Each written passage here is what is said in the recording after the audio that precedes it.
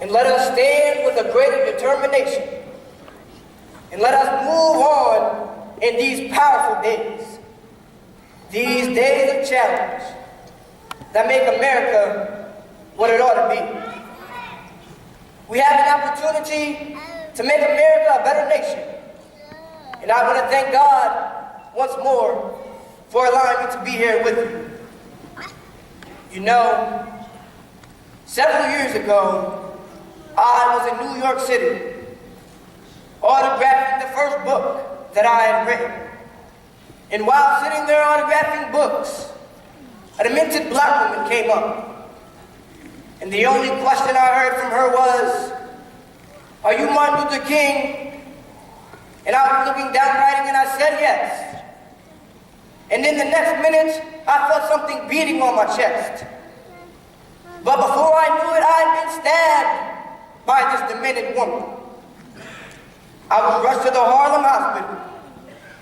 It was a dark Saturday afternoon, and that blade had gone through, and the x-rays revealed that the tip of the blade was on the edge of my aorta, the main artery.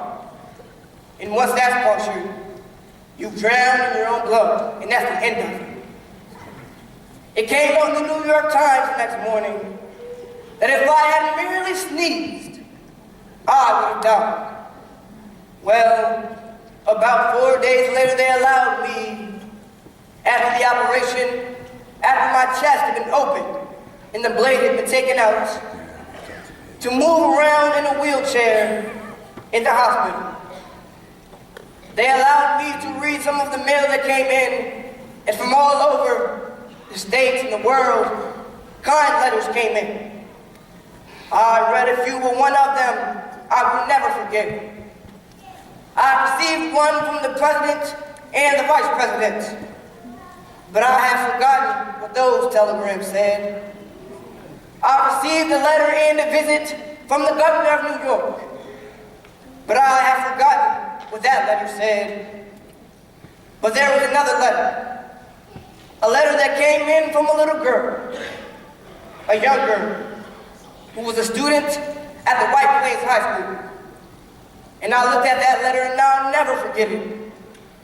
It said simply, "Dear Dr. King, I am a 9th grade student at the White Plains High School." She said, "While it should not matter, I would like to mention that I am a white girl. I read in the paper of your misfortune and of your suffering. And I read that if you had sneezed, you would have died. And I'm simply writing to say that I'm so happy that you didn't sneeze." And I want to say tonight that I too am happy that I didn't sneeze. Because if I had sneezed, I wouldn't have been here in 1960 when students all over the South started sitting in at lunch counters.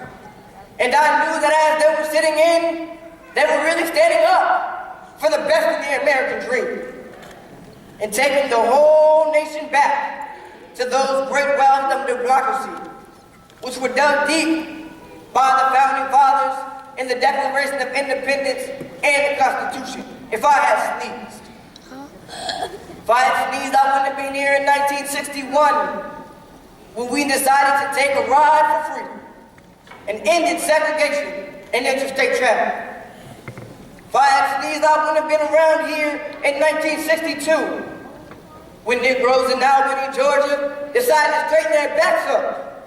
And whenever men and women straighten their backs up, they're going somewhere because a man can't ride your back unless it is bent. If I had sneezed, I wouldn't have been here in 1963 when the black people of Birmingham, Alabama aroused the conscience of this nation and brought into being the Civil Rights Bill.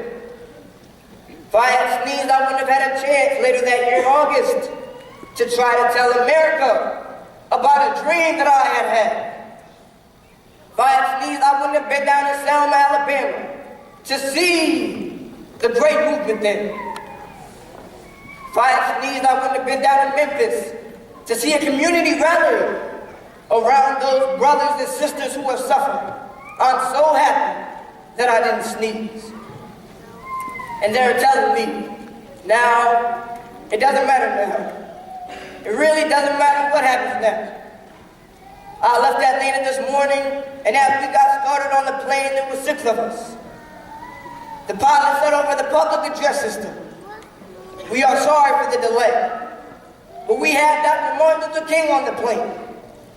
And to be sure that all of the bags were checked, and to be sure that nothing will be wrong with the plane, we had everything checked out carefully, and the plane had been protected and guarded all night. And then I got to Memphis, and some began to say the threats. We'll talk about the threats that were out. What would happen to me from some of our sick white brothers? Well, I don't know what will happen now. We've got some difficult days ahead, but it doesn't matter for me now. Because I've been to the mountaintop, and I don't mind. Like anybody, I would like to live a long life. Longevity has its place. But I'm not concerned about that now. I just want to do God's will. And He's allowed me to go up to the mountain. And I will go for it. And I've seen the promised land. I may not get there with you, but I want you to know tonight that we as a people will get to the promised land. And I'm happy tonight. I'm not worried about anything. I'm not fearing any man. Mine eyes have seen the glory of the coming of the Lord.